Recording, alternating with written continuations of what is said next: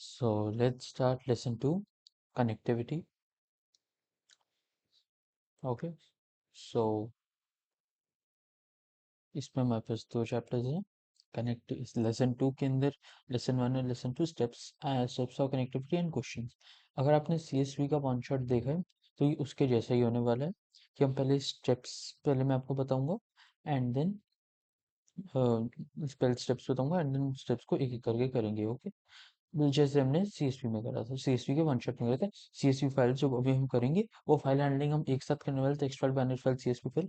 तो मैं स्टेप्स वगैरह वो नहीं करने वाला, वो ऑफ कोर्स थोड़ा सा शॉर्ट में ही करवाऊंगा, जल्दी करूंगा क्योंकि कंबाइंड टेक्स्ट बाइनरी सीएसवी कुछ बनेगा 2.5 आवर्स का बनेगा वन शॉट अगर आप ऐड कर दोगे तीनों पे।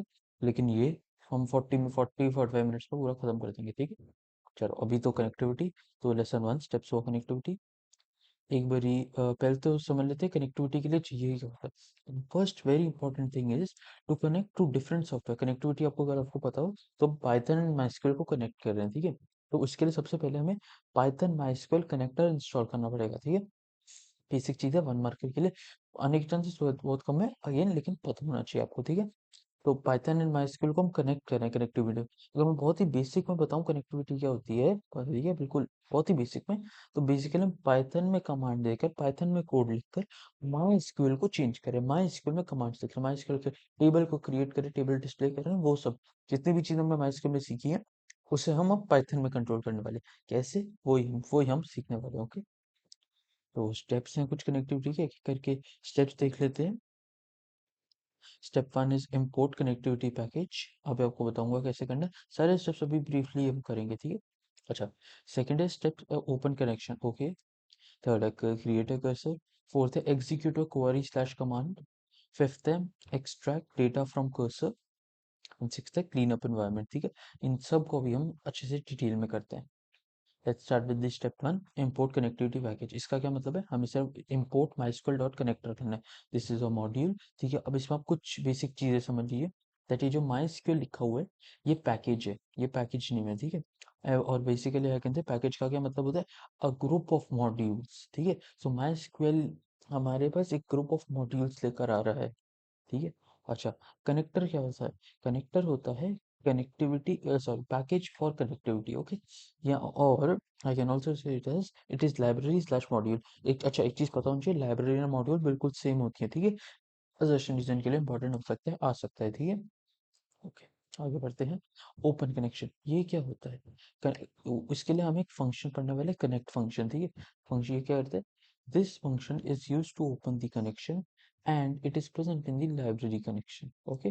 तो ये फंक्शन जो है, ये कनेक्ट फंक्शन, ये कनेक्शन को ओपन करता है। कैसे करता है अभी हम सिंटेक्स करेंगे तब ज्यादा समझ आएगा, बट अभी आप ये देख लीजिए। It opens MySQL in background and creates a pipeline। अब जब हम MySQL को कंट्रोल कर रहे हैं तब MySQL खुला भी तो होना चाहिए, बट वो हमारे सामने तो यहाँ खुलेगा, फिर तो हमें लगेगा कि शायद हैक हो गया हमारा कंप्यूटर। हम पाइथन पे कुछ टाइप कर रहे हैं, अपना MySQL खुल रहा है, MySQL आ रहा है, तो वो MySQL को बैकग्राउंड में खोलेगा एंड अपना जितना भी काम होगा बैकग्राउंड में ही करेगा MySQL के साथ, ठीक है। हमें हमें सिर्फ पाइथन एंड पाइथन का आउटपुट होने वाला है, ओके। आगे बढ़ते हैं। सिंटेक्स, इसके दो सिंटेक्स होते हैं। फर्स्ट सिंटेक्स पढ़ते हैं, कौन ऑब्जेक्ट नेम। बेसिकली इसे हम जनरली कौन से ही रिप्रेजेंट करते हैं, अभी तो मैं सिंटेक्स है तो इसीलिए कौन ऑब्जेक्ट नेम लिखा हुआ है, बट अब इसे कौन सी रिप्रेजेंट करना है, ठीक है। छोटा सी छोटा ओ छोटा है, okay. Con equals to MySQL dot connector dot connect. अभी जो माई स्क्वेल डॉट कनेक्टर है ये तो हमने भी वो इम्पोर्ट करा, वो लिखा था ना, स्टेप 1 वही था, import MySQL dot connector. तो वो जो था वो इधर आएगा सबसे पहले, MySQL dot connector dot connect, connect function. और उसके ब्रैकेट में क्या आ रहा है, ध्यान से देखिए। Host equals to host name, comma user equals to user name, comma password, spelling पे ध्यान दीजिएगा, PASS और WD, not WORD, WD equals to password, comma database equals to database name. तो अब अगर आपको इतना तो वर्ड डेटाबेस में स्पेलिंग एरर है, बट ओके, इंग्लिश का एग्जाम नहीं चल रहा। तो बेसिकली अब आपको ये चीज़ पहले तो, अगर आप MySQL यूज़ कर रहे हैं तो आपको ये तो पता ही होगा, जब भी हम कहीं कोई टेबल क्रिएट करते हैं, शायद MySQL में नहीं बताया था तो मैं बता देता हूँ। हम एक डेटाबेस बनाते हैं, डेटाबेस के अंदर हम टेबल बनाते हैं, ठीक है। उस टेबल को फिर हम एक्सेस करवाते हैं using DQL commands, okay. Means alter वगैरह, ऑल्टर तो नहीं मींस हम उस टेबल को देख पाते हैं, ठीक है, सेलेक्ट कमांड के उस डीक्यूएल के थ्रू हम देख पाते हैं। तो डेटाबेस जो है वो हम डिफरेंट डेटाबेसेस बना सकते हैं, एंड डिफरेंट डेटाबेसेस के अंदर मल्टीपल टेबल्स होते हैं। तो हम एज अ हम कनेक्ट फंक्शन से कोई भी एक डेटाबेस खोल सकते हैं, मल्टीपल डेटाबेसेस के थ्रू काम नहीं कर सकते हैं माइस्क्यूएल में, सॉरी कनेक्टिविटी में। एंड अगर कर भी सकते हैं then it is not in syllabus, so हम नहीं कर सकते, आप इतना समझ लीजिए, ठीक है। पासवर्ड, अगर आपने माइस्क्यूएल यूज करा है कभी भी, आपको पता होगा कि माइस्क्यूएल जब भी ओपन करते हैं उस पर पासवर्ड हम डालते हैं एक, ठीक है। वो पासवर्ड आपको पता होना चाहिए, वो पासवर्ड इधर डालोगे तभी ये कनेक्शन बनेगा, कनेक्शन बनेगा तभी सब होगा, ठीक है। User name and host name ये अभी मैं आपको थोड़ा ब्रीफली बताऊंगा, पर अभी इसका सिंटेक्स 2 देख लेते हैं। सिंटेक्स 2 क्या है इसका? Con object name as it is, यानी कि con equal to MySQL dot connector dot connect. अच्छा, अब इधर आप देखेंगे, इधर अगर आप देखेंगे तो इधर पूरा host equals to host name, user equal to user name, password equals to password, database equals to database name. इधर क्या है? Host name, user name, password, database name, ठीक है। अच्छा, अब आप सोचेंगे इनमें ऐसा क्यों, ये फर्स्ट एंड सेकंड में तो डिफरेंस क्यों? डिफरेंस मेन जो ये है कि इसमें आप चाहो तो ऑर्डर बदल सकते हो, या अगर आप किसी एक को नहीं देने वाले, किसी एक को अगर आप स्किप करने वाले हो, ठीक है, तो वो आप चाहो तो स्किप कर सकते हो, means host name, password, database. मैं बताऊंगा कंडीशन क्या है, जो हमारा बिल्कुल लास्ट कनेक्टिविटी का क्वेश्चन होगा उसमें हम ये चीज कवर करने वाले हैं कि हम किसी को स्किप करने वाले हैं, ठीक है। बट अभी के लिए आप इतना समझ लीजिए कि इसमें आप ऑर्डर को शफल कर सकते हो, या फिर किसी एक को नहीं देना तो आप वो कर सकते हो, ठीक है। लेकिन इसमें आपको एज इट इज सब चारों चीजें प्रोवाइड करनी है, ठीक है। तो ये अगर आपको स्किप करना है या ऑर्डर चेंज करना है तो फर्स्ट वाला यूज करेंगे, फर्स्ट सिंटेक्स यूज करेंगे। बट अगर आपको चारों चीजें पता है तो आप सेकंड वाला यूज करो, बस ऑर्डर याद होना चाहिए आपको, ठीक है। Host, user, password, database name, ठीक है। अच्छा, अब अभी भाई चारों चीजों को भाई थोड़ा ब्रीफली समझ लेते हैं। होस्ट नेम क्या होता है? Server name used by MySQL, it is local host, most probably सबका लोकल होस्ट ही होता है। यूजर, यूजर क्या होता है? Name given by user while installing, ठीक है। अच्छा, पासवर्ड क्या होता है? गिवन बाय यूजर, जब हम इंस्टॉल करते हैं तब हम यूजर नेम भी सेट करते हैं, पासवर्ड भी सेट करते हैं, ठीक है। अच्छा, यूज टू ओपन माइस्क्यूएल, जैसे कि मैंने बताया जब भी माइस्क्यूएल को ओपन करते हैं पासवर्ड डालते हैं तभी हम सारे डेटाबेसेस टेबल्स को एक्सेस कर पाते हैं, वरना अगर हम गलत पासवर्ड डालें एकदम से जो पूरा माइस्क्यूएल का टैब होता है वो अपने आप बंद हो जाता है, ठीक है। Last database, by default it is my SQL, ठीक है। कभी भी अगर आपके पास एसक्यूएल है तो आप खोल के देख सकते हैं। आप ओपन डेटाबेसेस, आपको अब तो पता ही है ओपन डेटाबेसेस क्या है, एसक्यूएल हो चुका है आपका अभी रिवीजन में भी। तो ओपन डेटाबेस दबाओगे तो माई एसक्यूएल का डेटाबेस दिखेगा, so that is the default database. अगर आप नहीं मेंशन करोगे डेटाबेस, जो अभी आपको कह रहा था, बट डिटेल में बात करेंगे लास्ट क्वेश्चन में। बट ओके, अगर आप डेटाबेस मेंशन नहीं करते इसमें तो डेटाबेस माई एसक्यूएल खुलेगा, ठीक है। अच्छा, अब अच्छा, अगर आपको होस्ट नेम और यूजर नेम नहीं पता तो आप कैसे पता करेंगे? तो उसके लिए आपको एक कमांड याद करनी है, that is select current underscore user bracket open close, ठीक है। इससे होगा क्या, इससे आपका कुछ ऐसा आउटपुट आएगा, ठीक है। तो आउटपुट के बीच में एट द रेट ही होगा, कुछ और नहीं होगा, एट द रेट ही होगा। तो एट द रेट से जो भी पहले है वो आपका यूजर नेम है, और एट द रेट के जो भी बाद है वो आपका होस्ट नेम है, ठीक है। पता होना चाहिए, इंपॉर्टेंट है ये कमांड एंड ये आउटपुट याद कर लेना। यू नेवर नो, 1 मार्क में आ सकता है, ठीक है। क्रिएट अ कर्सर, कर्सर क्या होता है उसके बारे में बात करते हैं। कर्सर क्या होता है, बात क्या करते हैं, यहीं पर आ गया है तो। Cursor is basically a temporary memory area, ठीक है, temporary memory area, temporary word याद रखना। अभी जब हम इसे करेंगे डिटेल में समझेंगे ना इसे क्वेश्चंस के साथ, क्वेश्चन से अब आपको और समझ आएगा, तब आप इसे समझ जाओगे कि ये क्या करता है, ठीक है। अभी इसके कर्सर आप एकदम से स्टेप 3 पे ही नहीं समझोगे, जब स्टेप 4 5 6 करेंगे, मतलब 4 और 5 पे तो यूज हो ही रहा है कर्सर का काम भी है, तो अब आप और डिटेल में समझते जाओगे, ठीक है। कर्सर की इन्फॉर्मेशन और अच्छे से समझते जाओगे। अच्छा, temporary memory area, it exist in memory till program is open, ठीक है। It stores the output of MySQL command executed. Okay. Can make different cursors to store different tables. But मैं आपको बता दूं हमारे सिलेबस में ऐसा नहीं है, हमारे सिलेबस में हम एक ही कर्सर क्रिएट करने वाले हैं, ठीक है। कर सकते हैं हम डिफरेंट कर्सर्स डिफरेंट टेबल्स के लिए, कर सकते हैं, जो भी कर सकते हैं वो हम कर थोड़ी ना सकते हैं, ठीक है। अच्छा, ठीक है, ओके, आगे बढ़ते हैं। सिंटेक्स सीख लेते हैं। सिंटेक्स क्या है? कर ऑब्जेक्ट, इसे हम जैसे हम कनेक्शन को जनरली क्या है, छोटा से छोटा और छोटा इनसे दिखाते हैं, वैसे ही कर्सर ऑब्जेक्ट को हम लिखते हैं छोटा सी छोटा यू छोटा r, ठीक है। कॉन एंड कर, ओके। तो इसका क्या है, कर इक्वल्स टू कौन ऑब्जेक्ट नेम क्या है, अभी हमने स्टेप 2 में इसे कवर करा है, ठीक है। ये वही है, कौन छोटा ही छोटा हो छोटा है, ठीक है। छोटा सी छोटा हो छोटा है, ठीक है। अच्छा, कर्सर क्या है ये cursor temporary memory area, first point. And ये बेसिकली डायनेमिक मेमोरी को दिखा रहा है। डायनेमिक मेमोरी क्या होता है, डायनेमिक, अगर आप CSV फाइल्स का वन शॉट कर चुके हैं, मैंने उस पर डायनेमिक का मतलब बताया था, बट ओके। अभी अभी मैं इसे थोड़ी देर बाद एक्सप्लेन कर दूंगा अगर आपको नहीं पता, ठीक है। Step 4, execute query. ये क्या है, क्वेरी का पहले मतलब समझ लीजिए, इट इज माइस्क्वेल कमांड। क्वेरी का मतलब माइस्क्वेल कमांड होता है, ठीक है। अच्छा, अब इसमें आपको दो फंक्शन पढ़ने हैं। First is execute function. ये क्या है, it is use to execute DDL command. DDL command आपको याद है ना, अभी करी थी हमने, क्रिएट, यानी कि जब टेबल को क्रिएट करना हो, ऑल्टर, टेबल को ऑल्टर करना हो, एंड ड्रॉप डेटाबेस या टेबल को डिलीट करना हो, ठीक है। DDL command. अच्छा, DDL कमांड क्या सिग्निफाई कर रही है, सिग्निफाई तो कुछ नहीं कर रही, लेकिन DDL कमांड की जगह इधर क्वेरी भी हो सकती है।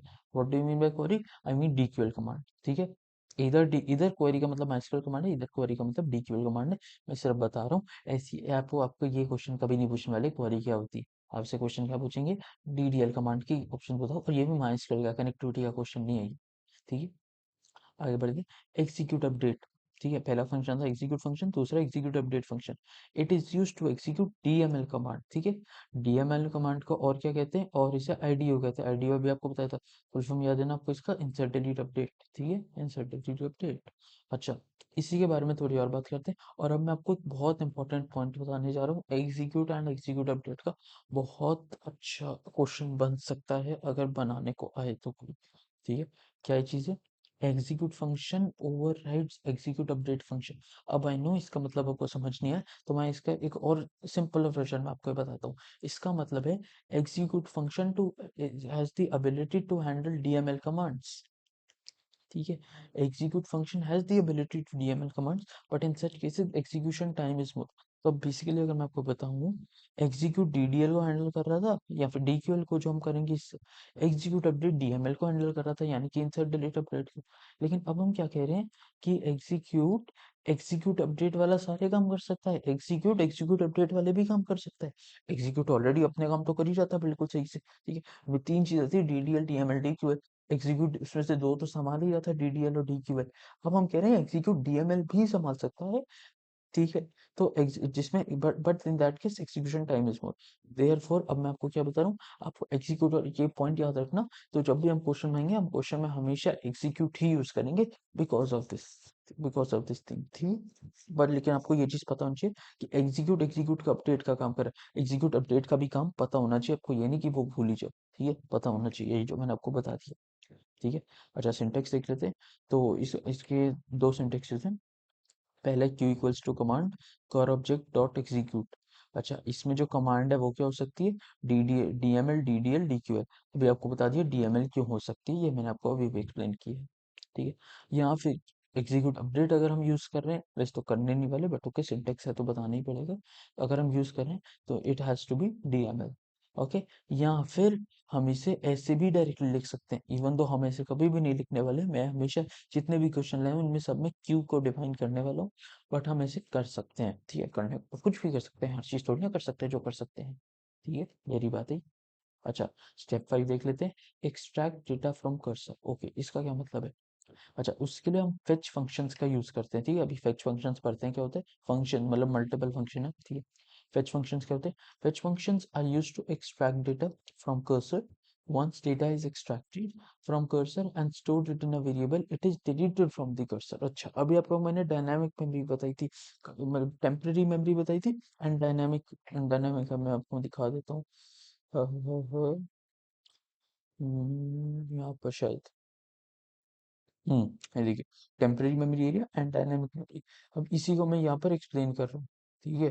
कहाँ पर है, कहाँ पर है, यहाँ पर है, ठीक है। इसी को मैं यहाँ पर एक्सप्लेन कर रहा हूँ। अब बिकॉज अगर टेम्परेरी मेमोरी, इसका मतलब कि थोड़ी देर बाद वो डिलीट हो जाती है। ये देखो, यहाँ डिलीट हम करें, अगर हम फेच फंक्शन का यूज कर रहे हैं, जो कि हमें करना ही है मोस्ट ऑफ द क्वेश्चन में, कहाँ पर करते हैं कहाँ पर नहीं करते अभी बता दूंगा, लेकिन जब भी हम उसे यूज करते हैं तब जैसे ही हमने फेच फंक्शन को यूज करा, कर्सर से मेमोरी डिलीट हो जाती है, तो टेम्पररी भी इधर से प्रूव हो गया। डायनामिक में आपको बता देता हूँ क्या होता है। बेसिकली डायनामिक मीन्स मूवेबल और चेंजेबल, आप इतना मत समझ सकते, ठीक है। ये चीज चेंजेबल या फिर यूजर इनपुटेड, कुछ भी कह सकते हैं आप इसका। लोग अगेन डायनामिक का क्वेश्चन नहीं आने वाला क्या होता है, डायनामिक क्वेश्चन में सिर्फ एक वर्ड गिवन होगा, ठीक है। बस आपको इतना पता होना चाहिए, ठीक है। और वो भी इधर नहीं आता, सीएसवी में होगा, ठीक है, या फिर कहीं और होगा, इस बार इधर नहीं आने वाला कनेक्टिविटी, सो डोंट वरी, ठीक है। लेकिन बस पता होना चाहिए कि गलती से एमसीक्यू में आ जाए, यू नेवर नो, ठीक है। तो डायनामिक मेमोरी है इसकी, ठीक है, कर सकते। अच्छा, ओवर ओवर दी है, जस्ट गिव मी अ सेक। हम्म, कमिंग बैक, सो यस, ठीक है। हाँ, तो अच्छा, इसमें तीन फंक्शंस होते हैं, तीनों का डिफरेंस बता रहा हूँ। इवन तो अगेन मैं आपको इधर भी बता दूं, हम जब भी यूज करने वाले हैं, अगर हम यूज कर रहे हैं फेच फंक्शन, तो हम फेच ऑल ही करने वाले हैं। हम कभी भी फेच एंड फेच मैनी नहीं करने वाले, लेकिन आपको डिफरेंस पता होना चाहिए। यू नेवर नो, क्या पता डिफरेंस पूछ ले, ठीक है। लेकिन हम हमेशा फेच ऑल ही यूज करने वाले हैं। जब क्वेश्चन करोगे आप समझ जाओगे, ठीक है। Fetch one, fetch money, fetch all. अच्छा, अब इन तीनों का मीनिंग समझ लेते हैं। It reads one single record from the cursor and stores it in a variable. Fetch many क्या है? It reads n number of records from the cursor and stores it in a variable. Fetch all क्या है? It reads all the records from the cursor and stores it in a variable. अब समझ गए होंगे हम fetch all क्यों use करते हैं, क्योंकि fetch many नंबर, कुछ नंबर ऑफ, हमें नंबर नहीं जानना, हमें सारे चाहिए, तो हम all यूज करेंगे। वन हम कभी भी नहीं करने वाले, so don't worry, but again difference पता होना चाहिए, ठीक है। अच्छा, एक पॉइंट अब तीनों में कॉमन है, पॉइंट की कॉमन वाला क्या है? After reading and storing the records are deleted from cursor, इधर लिखा ही हुआ है, तो इधर भी लिख दिया मैंने, ओके। अच्छा, अब एक पॉइंट है जो फेच वन का अलग है, मीन्स जो फेच वन के लिए एक चीज है, इन fetch many and fetch all के लिए वो कॉमन है, ठीक है। तो वो पॉइंट देख लेते हैं एक बारी। Output is stored in tuple format in fetch one, but in fetch many and fetch all, output is stored in nested tuple form.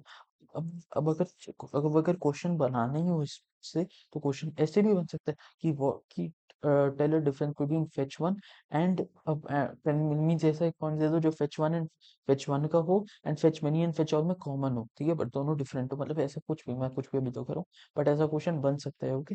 तो what I am trying to say कि डिफरेंस पता होना चाहिए, ठीक है। अच्छा, सिंटेक्स का difference एक भी देख लेते हैं। तो इसमें है कॉन, यानी कि छोटा ही छोटा और छोटा है, con dot fetch one, con dot fetch many bracket में एन, जो कि number of records, n number of records, and इधर क्या है, con dot fetch all, okay. आगे बढ़ते हैं, एक्सट्रैक्ट डेटा फ्रॉम कर्सर पे आगे बढ़ाते हुए। अच्छा, अब इधर आपको एक चीज पढ़नी है, कर्सर कांस्टेंट, ये क्या होता है? Dot row count is the cursor constant, ये इसका क्या काम होता है? It returns the number of records read from cursor, ठीक है। तो नंबर ऑफ रिकॉर्ड्स रेड बता देता है जितनी कर्सर ने रीड करी है। अच्छा, इसका सिंटेक्स क्या होता है? वो ही बात में है, बट नेवर माइंड। सिंटेक्स होता है इसका, data equals to conf dot fetch all, print cur dot row count, ठीक है। तो जो भी कर्सर ने अपने कर्सर से काम करा है, उसके बाद कर डॉट रो काउंट लिखोगे तो नंबर ऑफ रोज रिटर्न कर देगा, ठीक है। एक चीज याद होनी चाहिए, जो फेच ऑल है, any fetch could be used here, again जैसा मैंने भी आपको बताया था, हम सिर्फ फेच ऑल यूज करने वाले हैं, तो इधर हमने फेच ऑल करे, बट इधर हम कोई भी फेच यूज कर सकते हैं, जरूरी नहीं है इधर फेच ऑल ही करना, ओके। क्लीन अप एनवायरनमेंट, इसका क्या मतलब है? क्लोज करना। किसे क्लोज करना? कौन, यानी कि कनेक्शन को क्लोज करना, छोटा सी छोटा और छोटा एन को क्लोज करना, ठीक है। अच्छा, अब क्या करते हैं, अब है ना हम इधर डायग्रामेटिक रिप्रेजेंटेशन समझने वाले हैं कनेक्टिविटी की।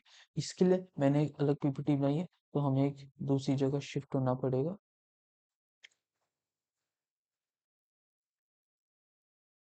मतलब पीपीटी में एक ही पेज है, सो डोंट वरी, ओके। क्या हम समझो कि देखो, इधर दो पेज की पीडीएफ है, जिसमें पहला पेज में तो कुछ है भी, ठीक है। अच्छा, तो दूसरे पेज पे ही पढ़ना है, इग्नोर दिस वाइट आपको, ठीक है। अच्छा, तो इधर ये हमारा पाइथन, ठीक है, और ये हमारा माइस्क्यूएल, ठीक है। तो होगा क्या, सबसे पहले हम इधर एक पाइपलाइन क्रिएट करेंगे, ठीक है। अब देखो, मुझे इसे बनाने में बहुत टाइम लगे, मुझे जितना भी आप देखने वाले हो, उसे बनाने में 40 मिनट्स समथिंग लगे हैं, ठीक है। तो प्लीज अब इसका मजाक मत उड़ाना, ओके। कोई शेप नहीं है कहते हैं आपके ये पावर पॉइंट में, जिससे मैं इसे साफ बना सकूं, ठीक है। कोई शेप अवेलेबल नहीं, ठीक है। अच्छा, ओके, कंटिन्यूइंग, अपना अपना दुख बाद में एक्सप्रेस करूंगा, ये। अच्छा, oh what an animation, amazing. ठीक है। अच्छा ये जो है, ये जो पाइपलाइन मैं बता रहा हूँ, ये स्टेप 2 में हमने करी है स्टैब्लिश। अच्छा स्टेप 1 तो पता है ना, स्टेप 1 से ही हमने ये सब कनेक्ट कर पा रहे हैं, ठीक है। स्टेप 1 तो बेसिकली कनेक्शन बनाना था, ठीक है। सॉरी, स्टेप 1 तो मॉड्यूल इंपोर्ट करना था, उसी से तो हम कर पा रहे हैं, ये सारी चीजें बना पा रहे हैं, ठीक है। तो स्टेप 2 था एस्टैब्लिश पाइपलाइन और आई कैन से कनेक्शन, ठीक है। स्टेप 3 क्या है, कर्सर की क्रिएशन, ठीक है। स्टेप 4 क्या है, स्टेप 4 है, अरे वाह क्या एनिमेशन थी, अरे वाह क्या एनिमेशन, अरे वाह ऐसे आगे जा रहा है, ओ माय गॉड वाह। तो स्टेप 4 का फर्स्ट पार्ट है कमांड एग्जीक्यूशन। तो जो भी आप कमांड लिखोगे, बता रहा हूँ कैसे, मीन्स वैसे जो बताया था ना, क्या कहते हैं, एग्जीक्यूट एग्जीक्यूट अपडेट वाला, कोई चीज होता है वो, ठीक है। वो वैसे आप कमांड लिखोगे तो वो अंदर जाएगी मैं इसके लिए, ओ वाह, ओ वाह, बैकवर्ड एरोस, वाह, oh my God backward arrows, coming back, ठीक है। तो ऐसे व्हाट एन एनिमेशन, ठीक है। अच्छा तो सेकंड पाइपलाइन जो बनाई है ये क्या है, ये है हमारी आउटपुट स्टोरेज, ये बैकग्राउंड में होती है, ठीक है। अच्छा ओके। अच्छा अब ये वेरिएबल बनाए एंड ये वेरिएबल में स्टेप 5 है, ठीक है। तो स्टेप 5 से हम कर्सर से जो वेरिएबल में जा रहे हैं, बेसिकली फेच करना, you can say it is fetch करना, तो इधर वेरिएबल में जाना होता है, ठीक है। एंड स्टेप 6 क्या होता है, delete all variables, delete cursor, delete connection, क्योंकि हम कर्स कनेक्शन को डिलीट कर रहे हैं, और क्योंकि कर्सर कनेक्शन से ही बना है, कॉन डॉट कर्सर, स्टेप 3, ठीक है। सिंटेक्स बता रहा था, कॉम डॉट कर, तो sorry cone dot cursor bracket open close. तो क्योंकि कर्सर कनेक्शन से ही बने, तो अगर कनेक्शन को डिलीट करते, कर्सर अपने आप डिलीट हो जाते हैं, और ये सारी चीजें तो बनी कर्सर से हैं, तो वो सारी अपने आप डिलीट हो जाती हैं, ओके। चलो जी, वापस टू दी मेन, हम्म, ठीक है। चलो आगे बढ़ते हैं, क्वेश्चंस करते हैं, थोड़े अच्छे अच्छे अच्छे वाले क्वेश्चन लाए हूँ मैं, ठीक है। तो फर्स्ट क्वेश्चन, क्वेश्चन क्या है, तो क्वेश्चन है, write a program to print the data from book table present in library database, the record should be printed in the following format, ठीक है। b code, b name, quantity, price, entry date, ठीक है। अच्छा, password yes है, host local, host हमारा local host है, user हमारा root है। कैसे करने वाले हैं? सबसे पहले स्टेप 1 यानी कि import MySQL dot connector as m. अच्छा, हम इधर अलाइस नेम दे सकते हैं, अलाइस नेम माइस्क्ल में करना, वो वाला वाला इसमें इधर भी आ रहा है एज एम, ठीक है। हम एज वर्ड यूज करके, इधर हम कुछ नहीं लिखते थे, उधर तो सिर्फ उसका या सीधा नाम लिखते थे, अभी बात भी करिए, लेकिन इधर हमें एज कीवर्ड लगाना पड़ेगा बीच में, तो एज एम, ठीक है। इसका फायदा क्या होगा, सेकंड स्टेप में हम सीधा एम डॉट कनेक्ट लिख सकते हैं। अगर आप चाहो तो इधर अलाइस नेम का प्रोसेस छोड़ सकते हो, लेकिन फिर इधर आपको MySQL dot connector dot connect लिख देना, ठीक है। एम डॉट कनेक्ट ना लिखना बिना एज एम लिखे, ठीक है। ये हो गया, चलो ठीक है, ओके। अच्छा हाँ, इधर मैंने सेकंड वाला फॉलो करा, सेकंड सिंटेक्स फॉलो करा कनेक्शन का, local host means host user password and आपका डेटाबेस, ठीक है। मैंने फर्स्ट वाला फॉलो नहीं करा, फर्स्ट वाले में ऑर्डर चेंज कर सकता, second model same, second model fix होता है। स्टेप 3 की बात करते हैं, स्टेप 3 का है कर्सर की क्रिएशन, वो क्या होता है, cur equals to con dot cursor, ठीक है। यही बता रहा था अभी, उसमें आपकी डायग्रामेट्रिक रिप्रेजेंटेशन। स्टेप 4, ये क्या होता है, स्टेप 4 होता है कमांड, माई स्क्वेयर की command, write to print the data from book, ठीक है। तो बेसिकली हमें सिलेक्ट स्टार फ्रॉम बुक, ठीक है। जो भी आप माई स्क्वेयर की कमांड होगी वो सब क्यू वेरिएबल के अंदर डालोगे, ठीक है। हमेशा क्यू वेरिएबल के अंदर ही डालो। अगेन आप कुछ भी चुन सकते हो, आप इधर माई स्क्वेयर कमांड भी लिख सकते हो वेरिएबल की जगह, कोई वेरिएबल ही तो चुन लो, लेकिन हमेशा क्यू लिखो, follow the line, wow what line, follow the line, क्या बात है। अच्छा, कर डॉट एग्जीक्यूट ब्रैकेट में क्यू, अगेन एग्जीक्यूट को यूज किया, एग्जीक्यूट अपडेट की पहली बात तो डी क्यू एल है, तो एग्जीक्यूट ही होना था। अगर एग्जीक्यूट अपडेट करना भी होता तभी हम कभी नहीं करते, बिकॉज उसमें एग्जीक्यूट वो कर तो लेते हैं, हाँ टाइम लेता है, हमें क्या, हम वेट कर लेंगे, कितना, 0.01 सेकेंड। अच्छा इतना ही डिले होता है, अगर आपको पता हो, वैसे वैसे इसलिए चीज है नहीं सिलेबस में, बट मैं आपको बता रहा हूँ, जो इसमें लिखा था ना, इट टेक्स टाइम मीन जो काम 0.01 सेकंड में बनता, वो काम अब 0.03 सेकंड में होगा। इतना ज्यादा टाइम लग रहा है, इससे ज्यादा नहीं, ओके। चलो आगे बढ़ते हैं, नेवर माइंड। स्टेप 5 करते हैं, ये क्या था, फेच वाला। तो डेटा इक्वल्स टू कर डॉट फेच ऑल, अगेन मैंने आपको कहा था फेच ऑल ही करने वाले, क्योंकि हर बारी ऐसे ही कुछ आएगा कि हमें सारे रिकॉर्ड्स रिप्रेजेंट मतलब करने, कभी भी नहीं आने वाला पहला रिकॉर्ड करो या फिर पहले 6 रिकॉर्ड करो, ऐसा कभी नहीं आने वाला क्वेश्चन में, ठीक है। अच्छा, अब हम क्या करने वाले, अब ये चीज ध्यान से देखना, for d in data print b code, print b name, quantity, price, entry date. अब ये मैंने बिल्कुल इस फॉर्मेट में लिख दिया है, ठीक है, इस फॉर्मेट में बिल्कुल एज इट इज लिखा है। आगे के प्रिंट, अब मैंने प्रिंट क्यों लिखा है? अब अगर आप चाहो तो आप इसे स्किप कर सकते हो, लेकिन मैं सिर्फ इसका मीनिंग बता रहा हूँ, ये मैंने क्यों लिखा है। ये मैंने इसलिए लिखा, पहली बात तो पता हो कि इससे एक खाली लाइन आ जाती है, 3 जगह 5, तो पहली 5 लाइन, फिर एक खाली लाइन, फिर अब अगर दोबारा अगर अब क्योंकि इसमें मल्टीपल लाइन्स होगी, मल्टीपल रिकॉर्ड्स तो होंगी, there is very less possibility कि इसमें एक ही रिकॉर्ड होगा जो प्रिंट करने को पाए, ठीक है।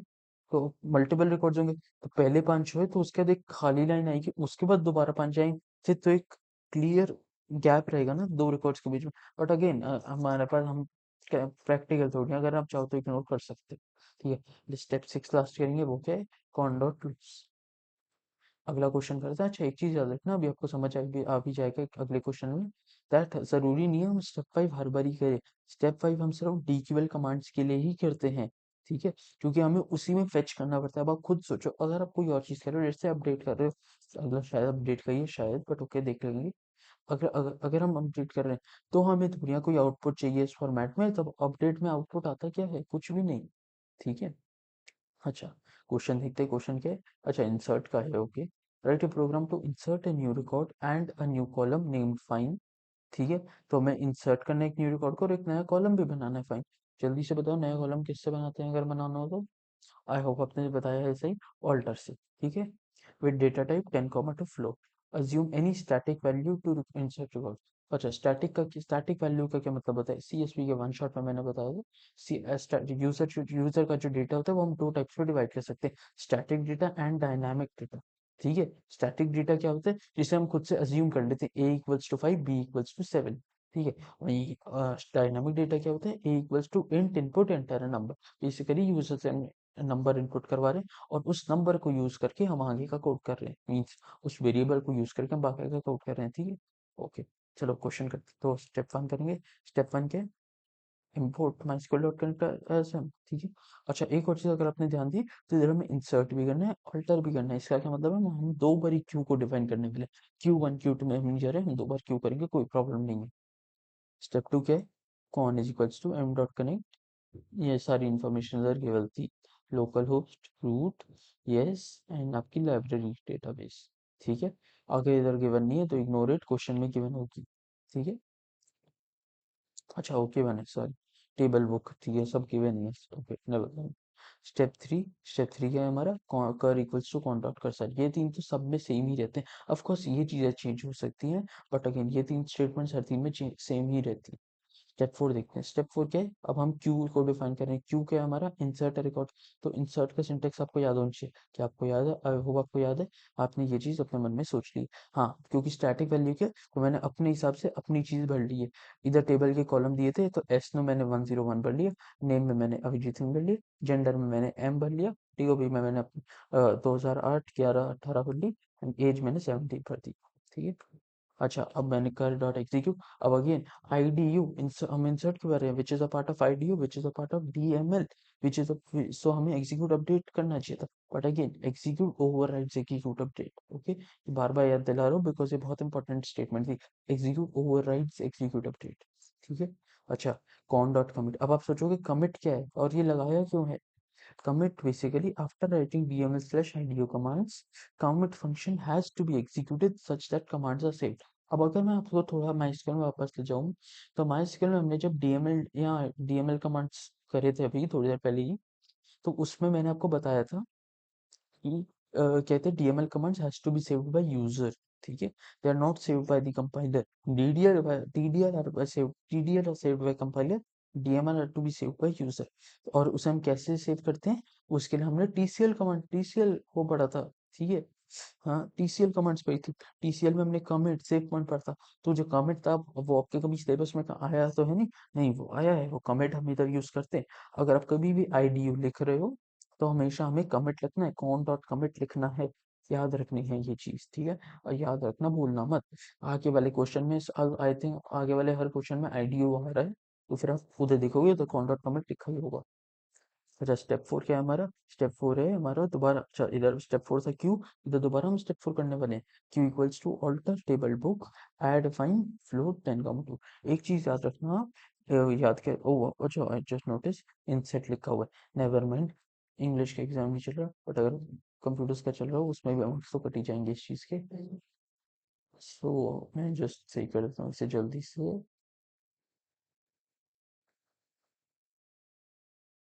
ठीक है, वाटर सही कर, क्या सही करता हूँ, कमाल है। ठीक है, तो इंसर्ट ऐसे सही कर दिया, ठीक है, कॉन डॉट कॉम, ठीक है।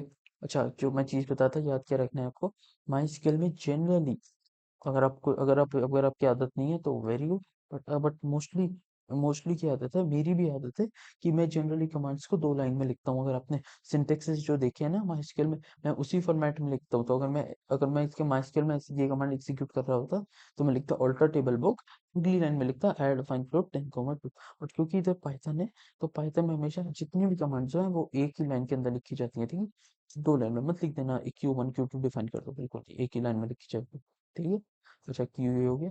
अच्छा, अब क्या ये आईडी है? बिल्कुल नहीं। तो एग्जीक्यूट करेंगे, इसका कमिट करेंगे? बिल्कुल नहीं, ये तो डीडीएल में आ रहा है, ठीक है। तो सीधा कॉन डॉट क्लोज कर देंगे, ठीक है। अच्छा, अब हम एक चीज पढ़ने जा रहे हैं, पैरामीटराइज्ड कमांड, ठीक है। ये क्या होती है, to write a command with dynamic values. Dynamic क्या होती है, अभी आपको स्टैटिक और डायनामिक बताया था सीएसपी के वन शॉट में आगे। हाँ, डायनामिक मीन्स यूजर से इनपुट करवा रहे हैं, स्टैटिक मीन्स हम खुद डिफाइन कर रहे हैं प्रोग्राम के अंदर, A equals to 10 and A equals to input enter a number, ये यही है। पैरामीटराइज मीन्स यूजर से इनपुट करवाना। सिंटेक्स का इसका परसेंटेज कैसे यूज करते हैं क्वेश्चन में पढ़ेंगे, बट अभी इसके 2 चीजें आप समझ लीजिए। पहला है बेसिक माइस्क्ल कमांड्स में ये यूज होने वाले, जैसे कि insert, delete, update, select, alter. अच्छा, अब आपको एक चीज मैं भी बता दूं, ये भी बता दूं कि आप 99.999% आपका अगर माइस्क्ल से कनेक्टिविटी से क्वेश्चन आता है कोड लिखने का, जो मैं आपको क्वेश्चन कर रहा हूँ, जो 2 करवा चुका हूँ और 2 करवाने वाला हूँ, तो वो इन्हीं 5 से रिलेटेड आने वाला है, वो इसके अलावा नहीं आने वाला। डीएमएल के आईडीयू तीनों आ सकते हैं, डीक्यूएल से सेलेक्ट आ सकता है और ये डीक्यूएल के अंदर, लेकिन अगेन उसमें भी ग्रुप बाय ऑर्डर बाय, ये सब इतना कॉम्प्लेक्स नहीं आ सकता। आ सकता है अगेन, क्योंकि माइस्क्ल आप कर चुके हो, आपको कोई प्रॉब्लम नहीं होनी चाहिए, लेकिन अगेन नहीं आता है जनरली। ऑल्टर आ सकता है, क्वेश्चन तो कर ही चुके हैं ऑल्टर का, लेकिन ऑल्टर के अलावा जो डीडीएल कमांड है वो नहीं आती। कौन सी है डीडीएल कमांड ऑल्टर के अलावा, जल्दी बताओ चलो। ऑल्टर के अलावा डीडीएल कमांड्स हैं आपकी क्रिएट एंड ड्रॉप, नहीं आती जनरली, अगेन जनरली, ठीक है। सो लेकिन फिर भी अगर आने को आए तो आप कर सकते हो, लेकिन मेनली यही 5 आएंगे मोस्ट प्रोबेबली, ठीक है। अच्छा, अब थोड़े परसेंटेज इसके थोड़े रूल्स पढ़ लेते हैं। Values are always return in tuple form. अच्छा, अगर आपको पता हो तो अगर एक एलिमेंट का टपल बनाना है तो उसमें कॉमा ऐसे लगाया जाता है एंड में, और क्योंकि अगर हम सिंपली कॉमा नहीं लगाएंगे, कॉमा को इग्नोर करेंगे इससे, तो ये एज अ वेरिएबल स्टोर हो जाएगा, which is of course wrong, ठीक है।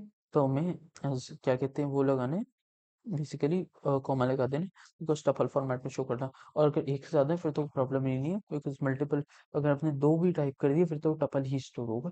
डजेंट मैटर कि आप सेकंड एलिमेंट के बाद कॉमा लगाओ ना लगाओ, ठीक है। अच्छा, सेकंड पॉइंट क्या है इसका, percentage s is used as place holder in place holder in command format for value.